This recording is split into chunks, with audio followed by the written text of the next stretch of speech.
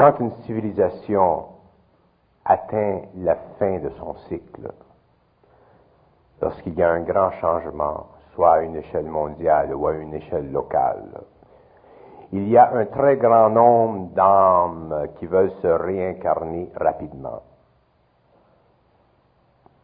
Ils attendent en ligne, sont pressés. Ils n'ont pas eu le temps de perdre cette mémoire antérieure.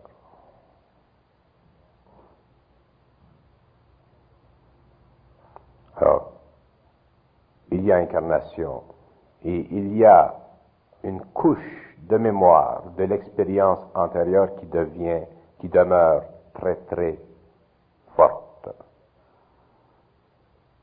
Et cette mémoire agit comme catalyseur à tous les niveaux des principes humains, de sorte qu'éventuellement l'homme ou la femme ont des activités humaines, sexuelles ou artistiques ou au niveau de la personnalité que l'on appelle homosexuels. Je ne peux pas dire que leur vie est normale, mais je ne peux pas dire non plus que ces gens-là sont anormaux. Ça fait partie du phénomène cosmique sur notre planète. C'est à l'homme, d'ailleurs c'est ce qui se produit aujourd'hui, ces gens-là peuvent un petit peu plus respirer qu'avant. Aucun homme n'a le droit de juger pour des raisons sociales ou ecclésiastiques ces individus-là sur un plan personnel. Il y a de ces individus qui sont absolument extraordinaires, de très grande gentillesse, de très bonne culture, qui donnent beaucoup à l'homme sur le plan artistique. On ne parle jamais de ces gens-là. On parle des autres. Mais les autres sont justement ceux qui ont le besoin de plus d'aide. Mais il ne faut pas devenir non plus sociologue missionnaire. Moi, je refuse d'être pris entre le jugement de la société sur une situation et ce que je sais de cette situation sur un plan cosmique. C'est pour ça que très souvent, je ne parle pas de certaines choses en public. Ce n'est pas de mes affaires. J'essaie simplement d'établir un point de référence pour des gens qui essaient de comprendre des aspects un peu voilés, un peu ténébreux de ce fameux phénomène pour leur relaxer l'esprit.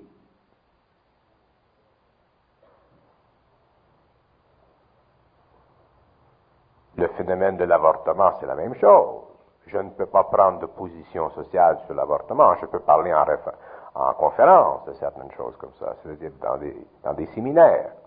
Mais dans un public, je ne peux pas faire ça. Je n'ai pas le droit de faire ça. De quelle autorité je parlerai comme ça? La société ne m'a pas conféré d'autorité.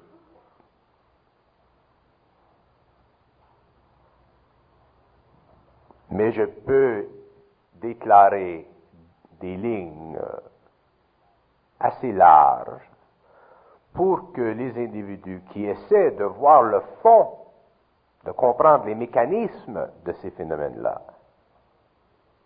pour leur permettre au moins d'alléger souvent la question philosophique qui se rattache à ces phénomènes, ce que je fais. L'homosexualité est un phénomène cosmique qui se produit à la fin d'une civilisation.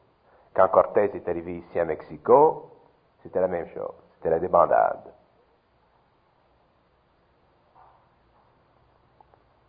La décadence de la Grèce, c'était la même chose. Alors, les âmes veulent faire l'expérience avant que le cycle change. Alors, elles reviennent trop vite. Quand on va sur les autres plans, il ne faut pas revenir 2 heures plus tard. On peut attendre 200 ans, 300 ans, 400 ans, 500 ans, 1000 ans. Mais les âmes n'ont pas atteint encore le niveau de la perfection. Et le dernier des 3 points avant la pause, pourquoi les drogues sont un grave danger pour l'homme et la société? Y a-t-il du bon dans les drogues? Parler des drogues, c'est comme parler des autres choses. Sur le plan cosmique, les drogues ont fait un travail, c'est-à-dire que les drogues ont sensibilisé la conscience humaine à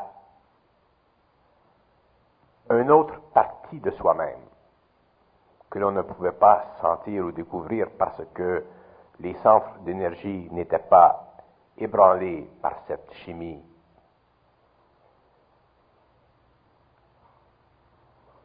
Ça sert au plan de l'évolution. Sur le plan cosmique, il y a une évolution.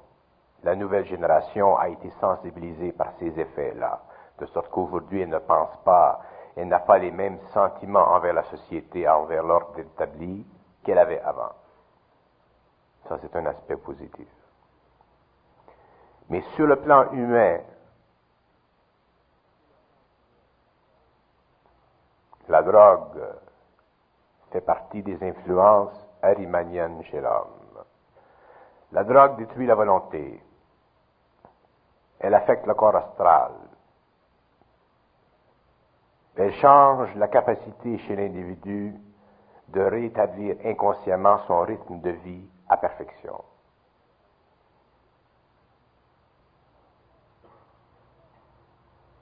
La drogue a toujours existé sur la planète, elle a toujours servi. Ce n'est pas nouveau ce qui se passe au XXe siècle. Les sociétés secrètes dans le passé se sont servies de ces drogues-là pour créer chez l'homme des états différents, pour l'amener souvent même sous de doses très fortes à se séparer ses corps, pour avoir des expériences de transcendance. Mais l'homme est de la mécanique. L'homme est construit suivant des principes mécaniques très autorisés. C'est normal que si vous créez telle chose, vous aurez tel effet. Mais ce n'est pas de la conscience. C'est un effet de conscience.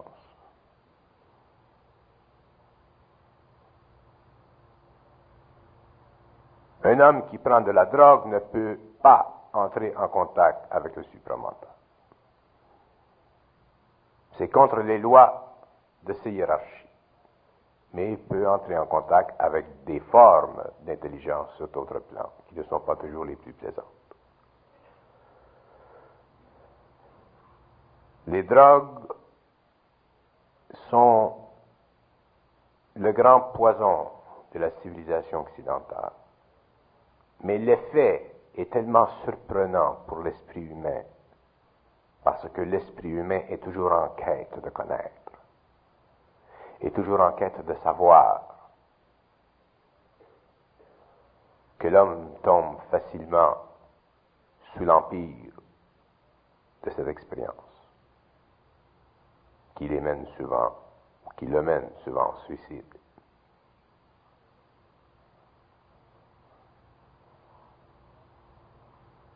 Les drogues font partie des influences négatives chez la civilisation. Il n'y a pas de connaissance dans la drogue. Il y a simplement des effets psychologiques.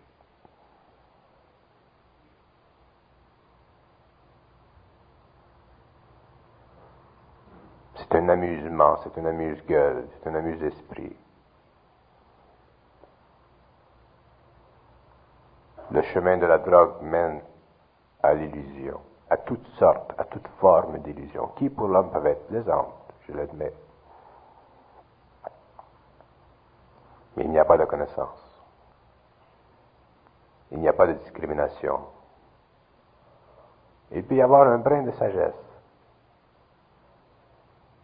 Je rencontre des gens qui ont pris de la drogue et qui ne sont pas bêtes. Comme on dit souvent, ils l'ont l'affaire, eux autres.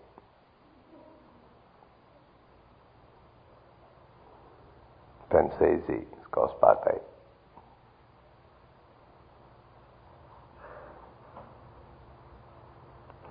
qu'ils ont, c'est pas l'affaire de l'affaire, c'est la bête de l'affaire.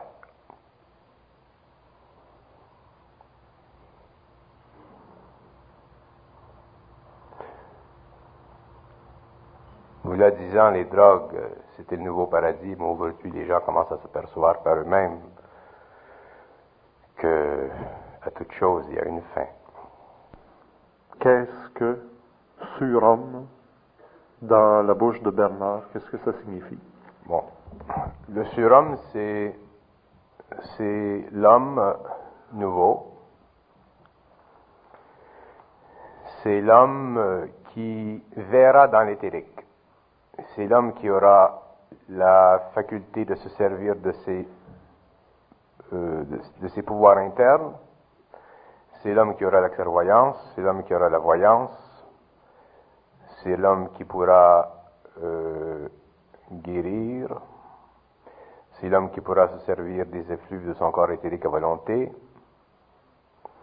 c'est l'homme qui pourra communiquer télépathiquement avec des extraterrestres à volonté, c'est l'homme qui aura accès totalement à sa mémoire.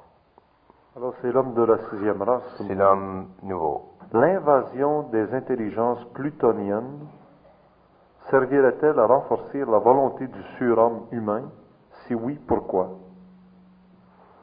Bon, les intelligences plutoniennes sont des intelligences invisibles qui vivent sur cette planète-là.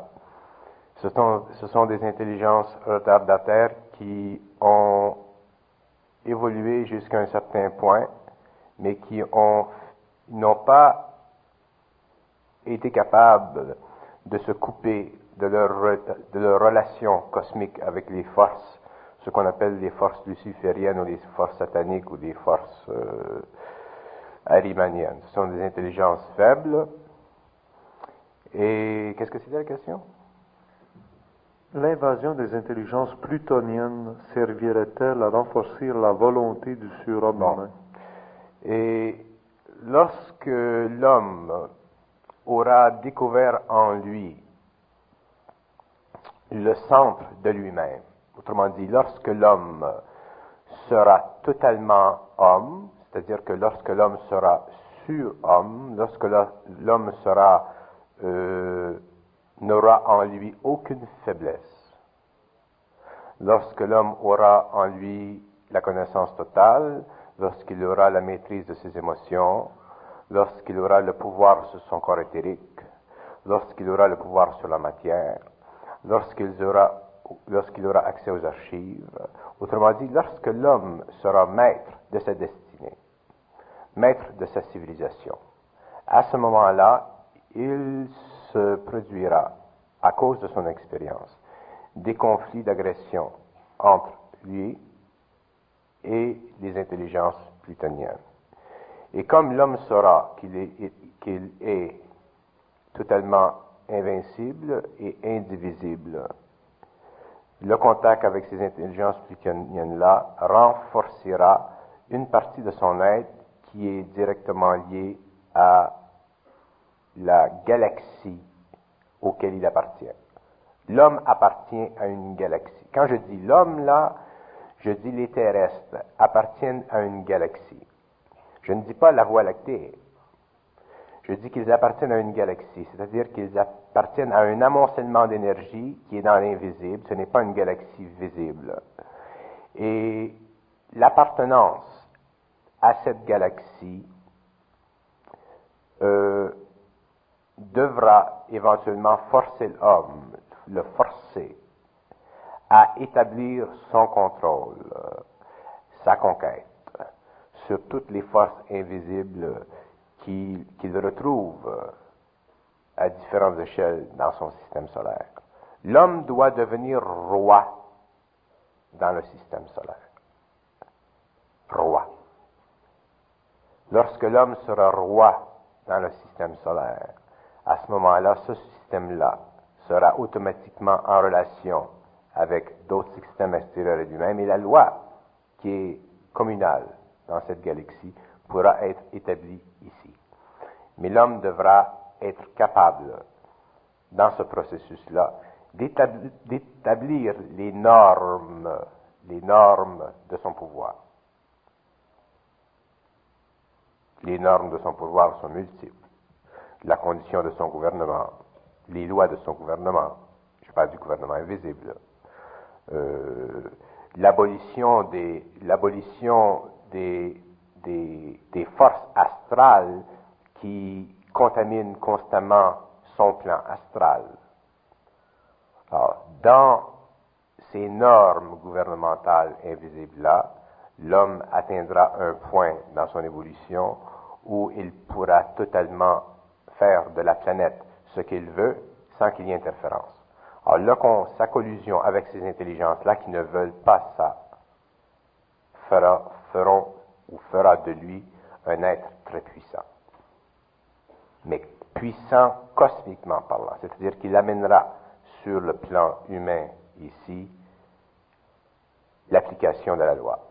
L'homme sera la manifestation de la loi cosmique et il n'y aura aucune puissance pour empêcher ce mouvement-là. Ces êtres serviront à ce processus. Une question étrange, il en est une. L'homme était-il sur la Terre avant l'avènement des races humaines? Bon.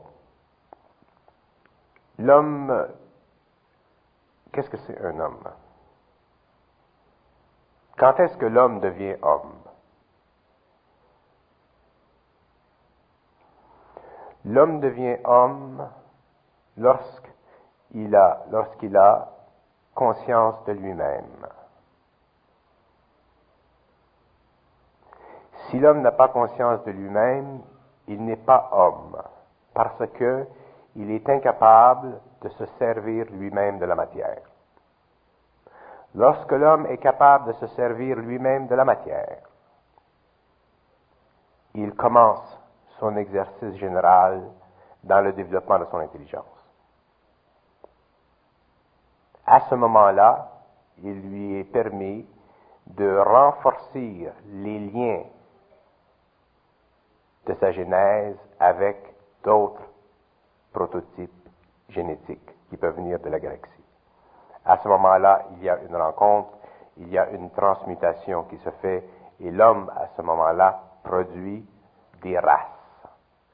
Alors, avant cette période-là, il y a des prototypes humains qui servent simplement à permettre la fondation de la race humaine. Ce sont des prototypes humains, comme les Australopithèciens africains. Ce sont des prototypes humains. Mais ce ne sont pas des êtres qui résultent d'une connexion cosmique entre l'homme et des civilisations avancées. Autrement dit, il n'y a pas le phénomène de la race. Avant cette période-là, dans les temps éloignés, il y a un phénomène de ramification. On voit des liens qui se développent entre un type homonoïde et d'autres, mais à un certain point, il n'y a plus de connexion. Il y a ce qu'on appelle un missing link. Alors, qu'est-ce que c'est ce missing link-là? C'est ce stage où l'homme est entré en contact avec des civilisations supérieures. Alors, la transmutation énergétique est tellement puissante que les liens génétiques sont brisés, qu'une nouvelle organisation génétique se fait, et l'homme qui vient, l'homme racial qui vient après, dévie légèrement de celui qui venait avant, mais dévie suffisamment pour qu'il n'y ait plus de rappel historique. C'est pour ça que les scientifiques n'ont plus jamais découvrir le missing link. Tant qu'ils ne comprendront pas occultement les lois de l'évolution humaine telles qu'elles sont perçues par l'homme lorsqu'il a contact avec la mémoire. Le missing link, c'est celui qu'on appelle le chaînon manquant. Les luttes entre l'homme et l'esprit deviendront-elles de plus en plus aiguës? Les luttes entre l'homme et l'esprit vont devenir de plus en plus difficiles parce que l'homme va perdre de plus en plus le pouvoir de son autonomie au niveau de sa personnalité.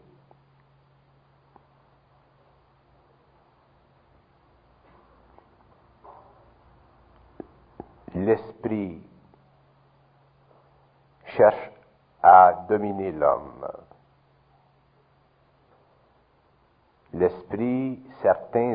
Certaines intelligences veulent retarder l'évolution de l'homme. Ça fait partie de leur plan. Ils se servent naturellement de l'homme pour le faire, des conditions humaines pour le faire. Alors l'homme est pris dans sa vie présente, dans sa vie actuelle et dans la vie qui vient, à réaliser consciemment ou inconsciemment ses interférences. C'est pour ça que je dis souvent, les gens doivent éventuellement en venir à être autonomes, à pouvoir agir suivant eux intérieurement. Sans ça, ils seront pris dans tout ce flux, dans tout ce remue-ménage, et pour eux autres, la vie au niveau de la psychologie relative, de la psychologie personnelle, sera très pénible. Si, pour un jour ou l'autre, il se déclare une guerre, par exemple, entre les puissances, l'individu, lui, où en est-il en relation avec cet événement? Il y a seulement deux choix. Soit suivre le courant de pensée générale, ou être assez développé intérieurement pour suivre ce qu'il reçoit intérieurement. C'est ce qu'il reçoit intérieurement qui l'amènera à la liberté de ce conflit, qui l'amènera à éventuellement retrouver la paix qui a été détruite par ce conflit. Le contact avec les intelligences des autres plans est essentiel. Je le souligne, aujourd'hui vous le voyez peut-être comme ça, mais dans 10 ans, dans 15 ans, vous verrez que le contact avec soi-même, si vous voulez, est essentiel. C'est la survie de l'homme. C'est essentiel. On ne peut plus se laisser leurrer. À tous les niveaux.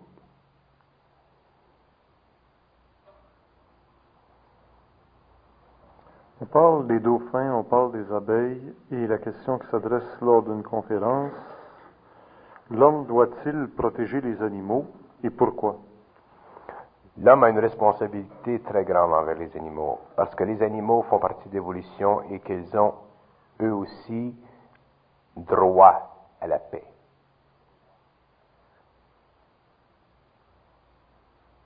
Ils ont droit à la paix. L'homme trouble leur paix. L'homme les détruit pour rien. L'homme devient responsable karmiquement du sort qui est donné aux animaux. Au niveau de l'évolution, les règnes engendrent des règnes. Le minéral donne naissance à la plante donne naissance à l'animal donne naissance à l'homme donne naissance au surhomme. Sans l'homme, le surhomme est impossible. Sans l'animal, l'homme est impossible. Sans la plante, l'animal est impossible. Sans le minéral, la plante est impossible. Sur le plan cosmique, ces liens ne doivent pas être brisés. S'ils sont brisés par l'homme à cause de sa folie, il devra payer. Comme il va payer au niveau de la pollution.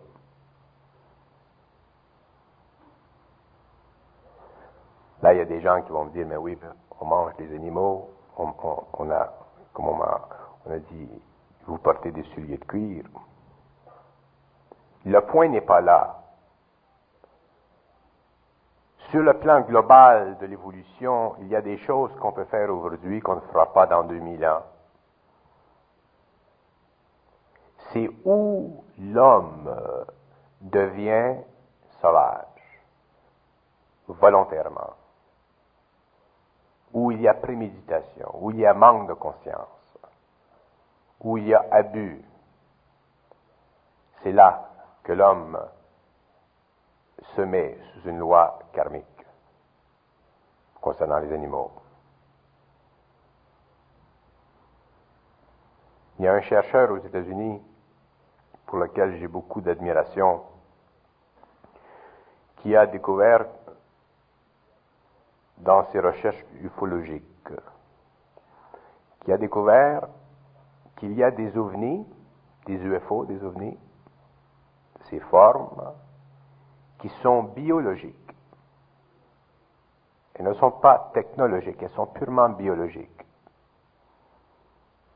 Il raconte dans ses livres et dans ses expériences et en relation avec d'autres phénomènes qui ont été découverts en Australie, qu'effectivement il y a de ces formes animales lumineuses qui peuvent apparaître, qui changent de plan, partir d'un plan à un autre, se manifester sur le plan physique, et qui fonctionnent exactement comme des ovnis.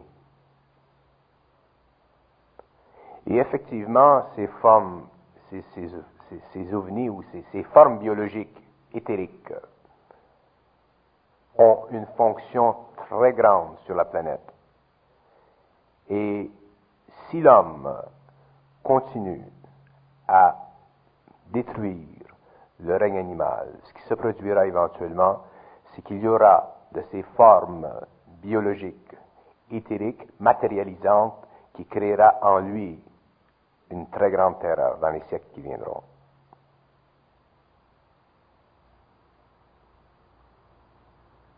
Et il aura beaucoup de difficultés à les détruire, parce que ces intelligences, ces formes biologiques sont manipulées par des intelligences très évoluées, à un tel point que ces animaux-là, ces formes animales biologiques-là, sont presque humaines.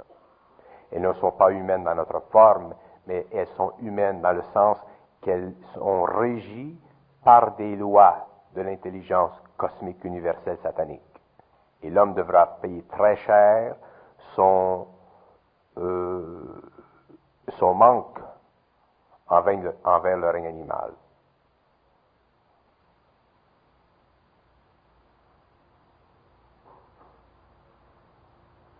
Il a vu dans une expérience où cette forme biologique-là descendait sur une mesa dans le Nouveau-Mexique. Elle était comme blessée. Et ensuite, une autre forme est apparue au-dessus d'elle, l'a irradiée, ils se sont fondus dans une même lumière et ils ont disparu. Alors, ces formes biologiques-là, qui ne sont pas connues encore de l'homme, c'est-à-dire qu'elles n'ont pas été étudiées, même occultement, ces formes-là deviendront très dangereuses et elles résulteront justement du fait que l'homme n'aura pas aidé à l'évolution des animaux. Les animaux sont très près de nous, très près de nous. Ce que je ne comprends pas, c'est que les gens tombent en panne devant une plante, devant un minéral, et lorsqu'il s'agit d'animaux, ils agissent comme des sauvages. Ils ont un amour esthétique pour les plantes, pour les roses, pour toutes sortes de plantes. Mais en ce qui concerne les animaux, ils n'ont aucun sentiment. C'est une déformation de l'homme. L'homme devrait pouvoir voir dans l'animal, le moindre animal, de la conscience. Il y a dans ces animaux de la conscience.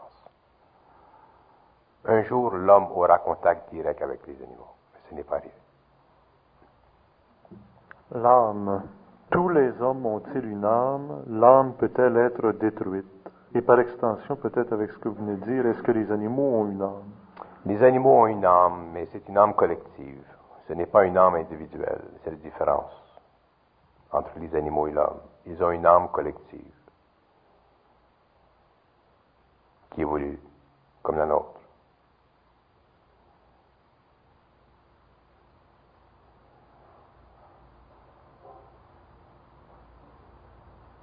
Il y a des animaux qui ont de très, très grandes âmes collectives. Le cheval.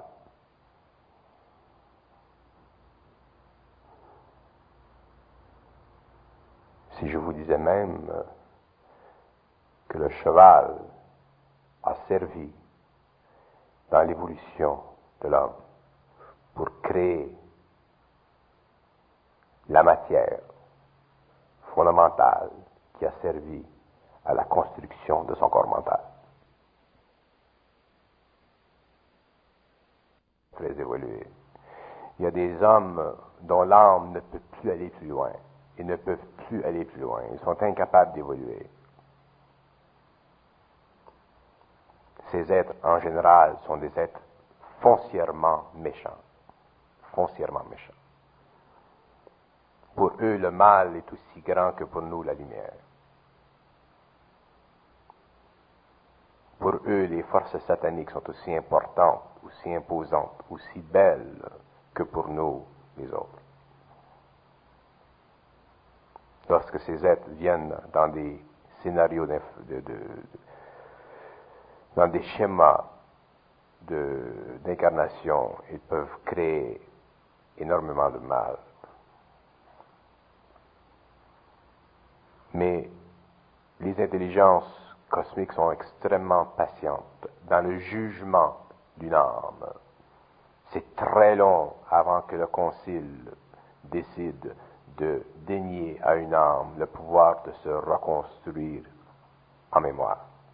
Mais lorsqu'il a été enlevé à l'âme le pouvoir de reconstruire sa mémoire, elle est détruite. Et à ce moment-là, elle ne sert plus. Alors, il y a des lois dans le cosmos qui permettent la destruction totale d'une âme. Mais quand ça se produit, c'est parce que cette âme-là ne peut plus évoluer.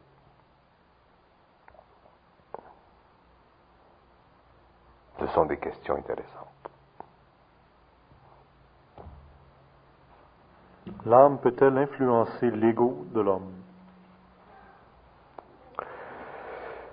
L'âme peut exercer sur l'ego humain une puissance telle que si l'ego n'était pas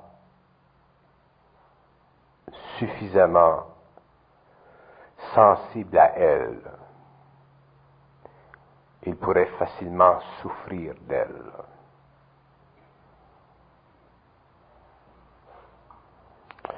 L'âme, c'est l'énergie primordiale qui donne à l'ego tout ce qu'il a de besoin pour évoluer. Et de là, à cause de l'expérience de l'ego qui devient de la mémoire, permet à l'âme d'évoluer. Mais l'âme, elle, est intransigeante. L'âme est intransigeante. Et c'est justement à cause de son intransigeance que l'ego évolue. Lorsque l'ego, avec l'expérience, devient sensible à l'âme, il évolue avec elle. Au lieu d'être contre elle, il travaille avec elle. Et là, il acquiert une très très grande nobilité. S'il va contre elle, éventuellement, il peut se détruire parce qu'elle a son plan. Alors, l'âme a une puissante influence sur l'ego, mais l'ego ne le réalise pas. C'est souvent lorsque l'ego est arrivé à un certain niveau d'évolution spirituelle qu'il commence à sentir cette âme-là, cette vibration. Et dans les premiers mouvements de cette âme à travers l'ego, mais il y a la fameuse phase spirituelle où l'ego veut se dévêtir de tout, il veut être spirituel, totalement spirituel, il veut être non matériel. Ça, c'est parce que l'ego n'a pas encore compris la discrimination, le discernement. Il est simplement sous l'empire vibratoire de l'âme.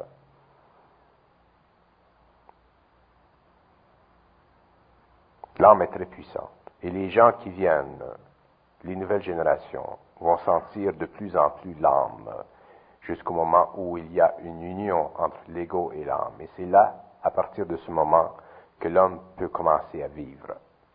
Avant ça, ce n'est pas de la vie. C'est une forme de mort vivante. L'âme, c'est fait de ce que Dieu est fait.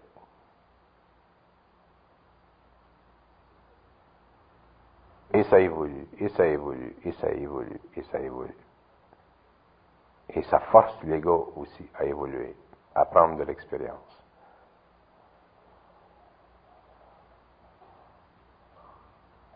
Il faut en arriver à sentir cette vibration. Si on ne la sent pas, si on vit en dehors de cette vibration, on vit une vie totalement matérielle. Ça va bien tant que ça va bien, mais si ça va mal, ça va mal. On vit dans l'inquiétude. Même si on a beaucoup d'argent, on vit dans l'inquiétude de la mort. On vit dans l'inquiétude de quelque chose, du stock market, ou je sais pas. L'homme peut-il vivre conséquemment sans le concept de l'âme? Oui, oui. L'homme peut vivre conséquemment sans le concept de l'âme. Seulement que ce qui détermine l'évolution, ce n'est pas une vie, c'est plusieurs vies. Éventuellement, l'homme en viendra à reconnaître l'existence de l'âme à un niveau quelconque de sa définition. Mais à un moment ou l'autre, si l'homme ne reconnaît pas dans une vie le cosmique en lui, il le reconnaîtra éventuellement. Ça fait partie de l'évolution. On peut être détaché du cosmos pendant quelques vies, mais après un certain nombre de vies, après une certaine évolution, ça nous rattrape. Et ça nous rattrape toujours dans des grandes fins de cycle, comme ce qui se produit présentement. Lorsque tout va mal, quand ça va bien, ça va bien. Quand l'homme construit, il y a une élégance dans la société. La science devient noble, la philosophie devient grandiose, la psychologie devient exquise. Mais quand les systèmes qui, il y a 3, 4, 5, 10 générations, commencent à s'effriter, que là on dit, la science, ça nous a promis le paradis, on a fini avec un enfer. La psychologie nous a promis la science de l'âme et on a fini par des psychologues qui se suicident. Quand la philosophie nous a promis des systèmes totalement unifiés et qu'on arrive à un certain âge et qu'on s'aperçoit que tel philosophe est totalement déprimé, mais qu'est-ce que vous voulez que les gens fassent? On perd la foi dans les systèmes. Là, il y a un changement. Et c'est là qu'on devient conscient de cette chose en dedans qu'on appelle l'âme.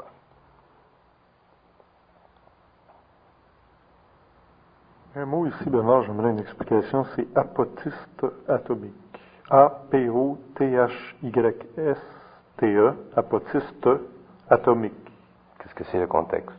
Le contexte, c'est y a-t-il une relation entre la transparence divine et l'apotiste atomique? La question suivante, c'est que veut dire apotiste atomique? C'est la question que je me pose aussi. Ah bon. L'apotiste atomique. Il faut que je la parle parce que moi non plus, je ne sais pas. L'apotiste atomique, c'est une relation directe entre les atomes qui constituent l'homme au niveau de son âme et ce qu'on appelle Dieu. L'apotiste atomique, c'est une relation de miroir. Quand on dit par exemple que l'âme est parfaite, qu'elle est divine, c'est qu'il est construit, atomiquement parlant, dans cette âme-là, des rapports d'énergie qui sont les mêmes que ceux que l'on connaît dans ce qu'on appelle Dieu. Ces rapports d'énergie font partie de la structure de l'âme et ils font partie d'un atome. Alors, le mot apotiste atomique veut dire le rappel qu'il y a entre la structure atomique de l'âme et la structure fondamentale de toute énergie qui est divine.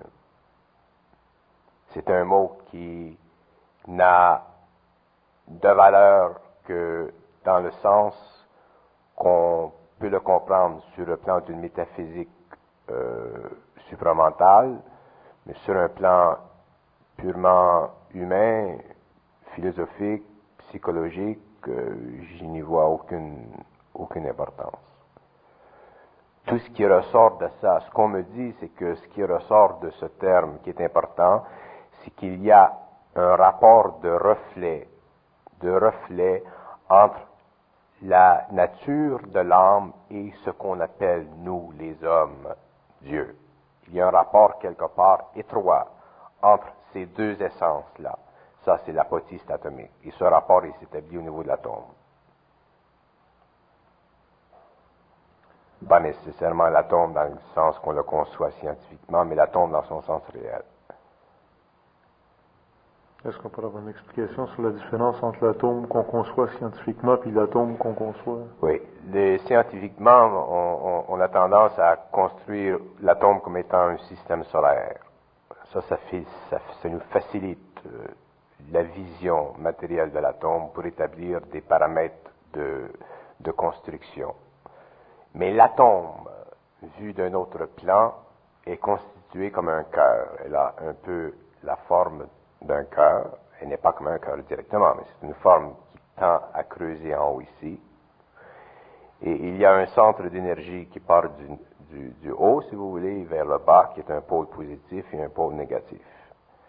Et autour de cette couronne de lumière-là, qui est effectivement l'atome, il y a un courant d'énergie cosmique qui passe et qui donne à l'atome son son.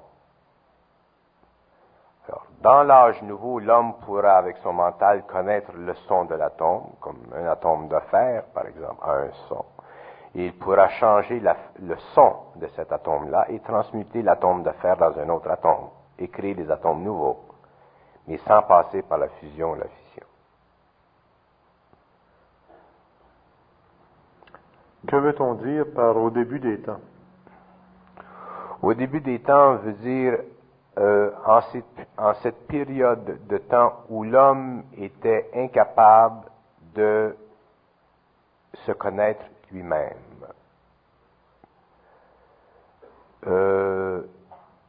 Lorsque l'homme peut se connaître lui-même, il n'a plus besoin de points de référence temporels pour constituer sa mémoire.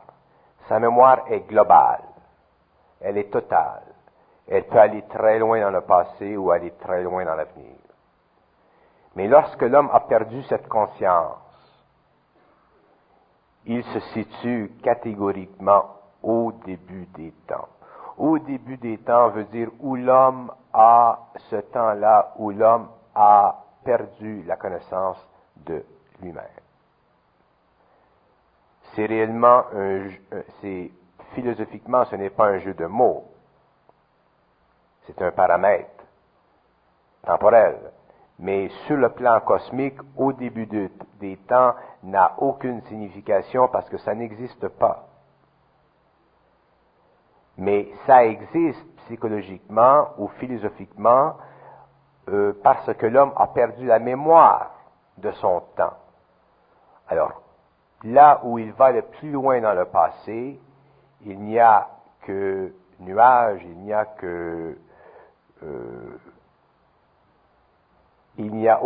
rien de parfaitement clair.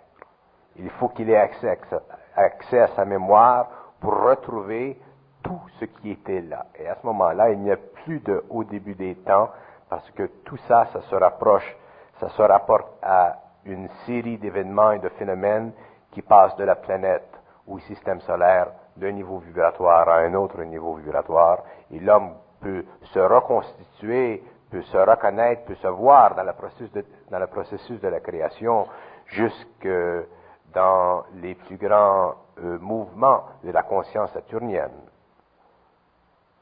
avec lequel il a des rapports directs. Et par conséquent, que voudrait dire à la fin des temps? La fin des temps, c'est exactement la même chose. La fin des temps, c'est une situation psychologique pour l'homme où il cherche à comprendre où s'arrête telle chose.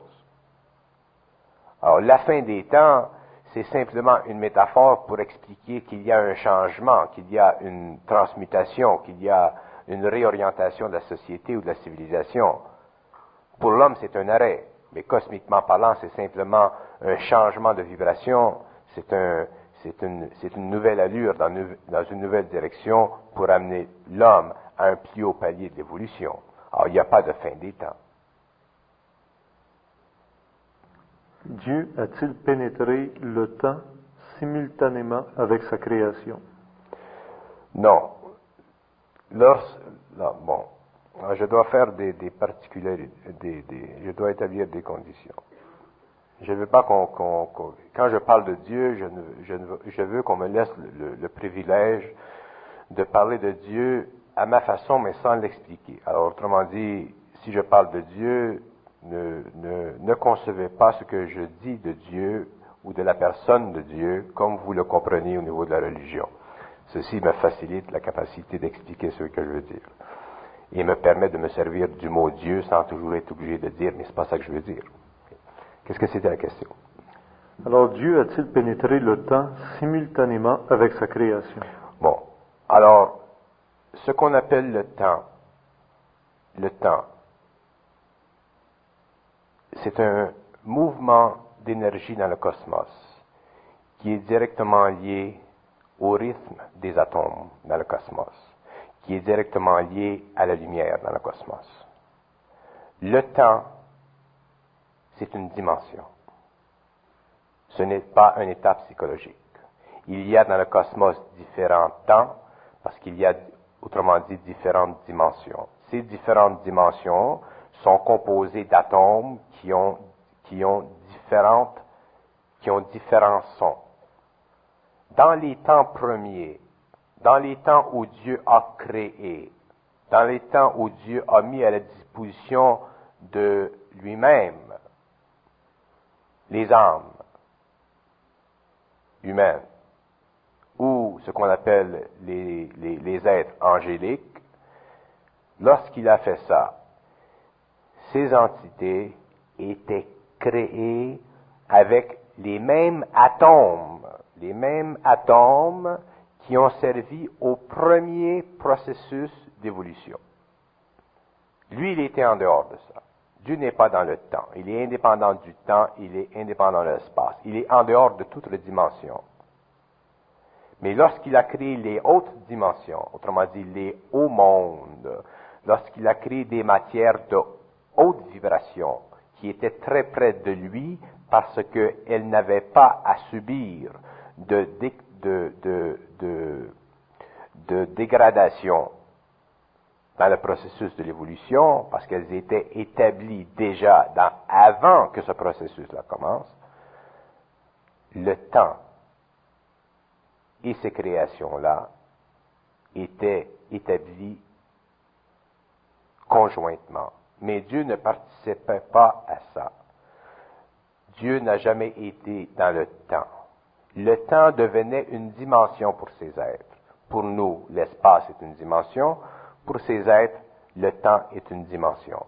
Mais nous, éventuellement, pourrons être libres de l'espace. Ces êtres peuvent, s'ils le veulent, être libres du temps.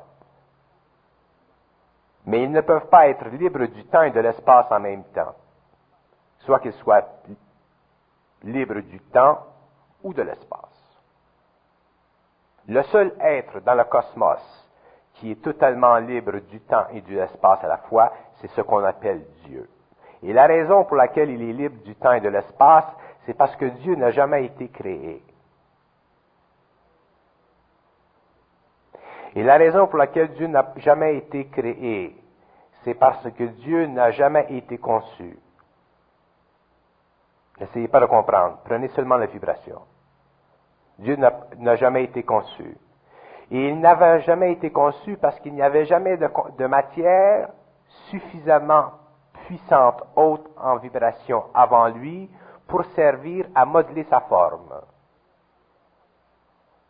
N'ayant pas de matière, d'atomes suffisamment haute en vibration pour constituer éventuellement une forme, il devenait insuffisant à Dieu de se permettre de retourner dans son temps, Alors, au lieu de retourner dans son temps, qui aurait voulu dire pour lui de ne jamais créer, il a décidé de mettre en action dans un autre temps qui n'était pas le sien, mais celui de ses créations, des atomes qui serviraient au développement de sa forme pour éventuellement permettre le développement d'une constitution génétique dans le cosmos qui devait finir par l'homme tel que nous le connaissons aujourd'hui, mais dont le but de l'évolution n'est pas encore terminé, mais connu des hautes hiérarchies.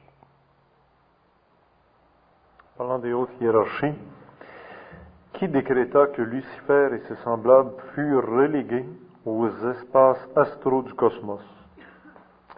Ils se sont relégués par eux-mêmes, mais ils ont été forcés d'être relégués par une autre hiérarchie qui était égale en pouvoir de consultation avec eux, mais qui n'était pas égale en pouvoir créatif avec lui.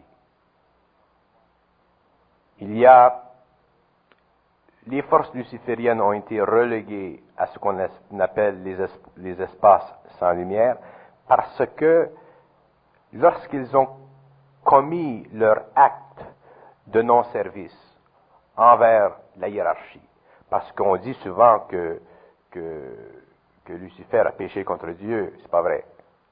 C'est pas contre Dieu qu'il a péché, c'est contre la hiérarchie, contre la lumière de Dieu.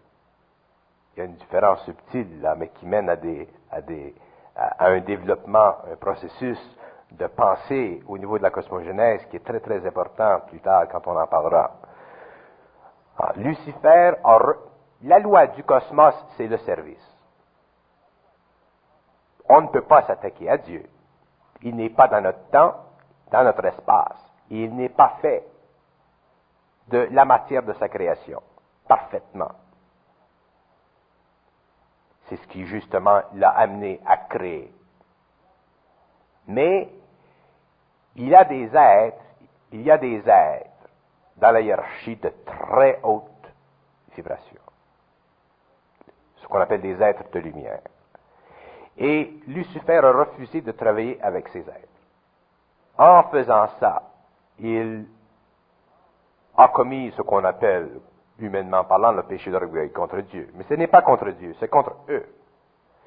Si vous et moi appartenons à la même fraternité et qu'on évolue ensemble pendant un certain temps, et qu'à un certain moment, parce que vous avez un très grand pouvoir, une très grande intelligence, une très grande capacité de comprendre, disons, l'organisation dans laquelle ou pour laquelle nous travaillons, vous décidez à un certain moment, vous dites, bon, moi je ne vais pas travailler, j'ai d'autres plans. Qu'est-ce que vous faites? Vous tuez la vie de cette organisation parce que vous avez un grand pouvoir. Vous enlevez à cette organisation, vous enlevez à cet ordre universel. Et c'est ça qui a amené Lucifer à être projeté dans les sphères qui sont appelées des sphères de ténèbres, parce que la lumière qui lui servait avant dans le service ne pouvait plus lui servir dans la domination. La lumière lui a été enlevée, il a gardé son intelligence, mais la lumière lui a été enlevée, et une fois que la lumière est enlevée, on ne peut plus voir dans les mondes où se situent les hautes créatures de Dieu. Et à ce moment-là, qu'est-ce qu'on fait? On se fait un chum, l'homme.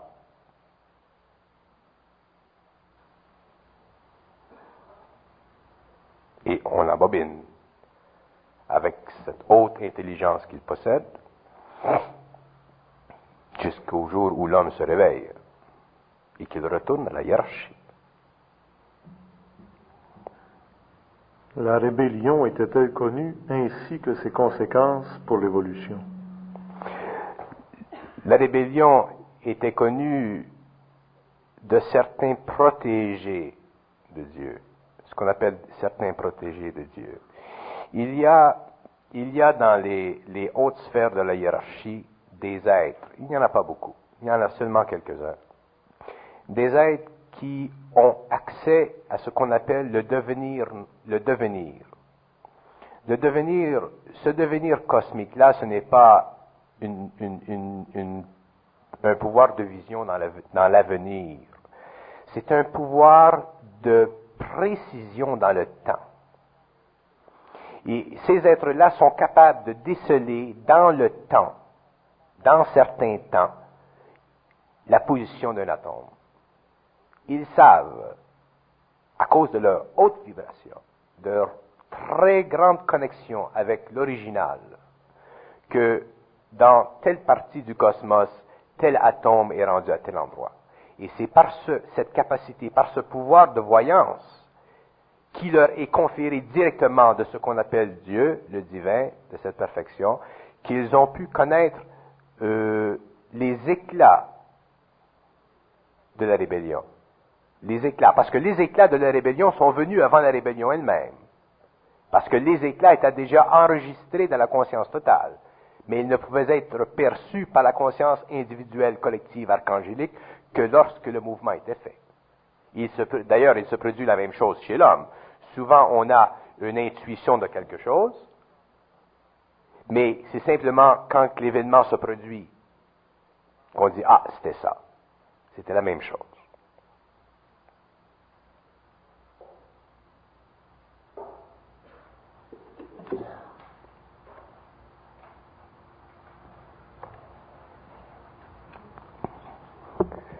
Mais vous imaginez,